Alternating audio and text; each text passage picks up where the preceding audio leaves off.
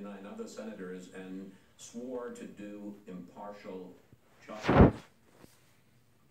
How literally did you take that? I take it very literally. I take it as literally as we expect from every juror that sits in a criminal trial. Jurors in those criminal trials, we don't expect them to say, well, the defendant there is of my race or my religion or of my national origin, and therefore I'm going to vote, hey, with them. I'm going to vote with the team, if you will. I'm going to vote with my group. We don't expect that. We expect that they will honor their oath of office, excuse me, their oath to God, that they'll apply justice. And I can expect nothing more of myself than I expect of them.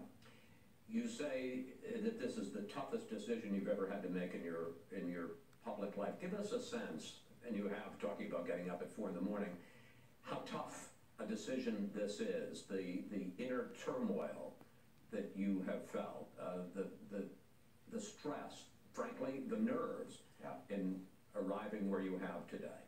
Well, as you can imagine, I have spoken a good deal with my family because this will have consequence. The blowback will have consequence not just for me, but for my family, for my wife, for my sons, for my daughters-in-law, for my 24 grandkids.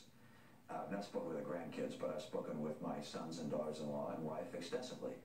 And we recognize the extent of the consequence. That's why the burden has been so substantial as I've done this. But they all said, you've got to do what you believe is right.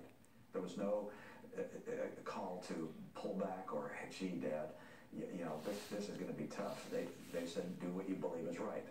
So during this process, I spent a lot of time making sure that I was absolutely right on the evidence, on what we heard, that the president did what was alleged, and he did. And most of the people, even among my colleagues, have said, yeah, he did something that was wrong. But I also looked to see whether the other defenses, which is leave it to the voters, or hey, it was all about the Bidens, or those things, it's like, were those exculpatory? And unfortunately, in the work I did, I concluded they were not.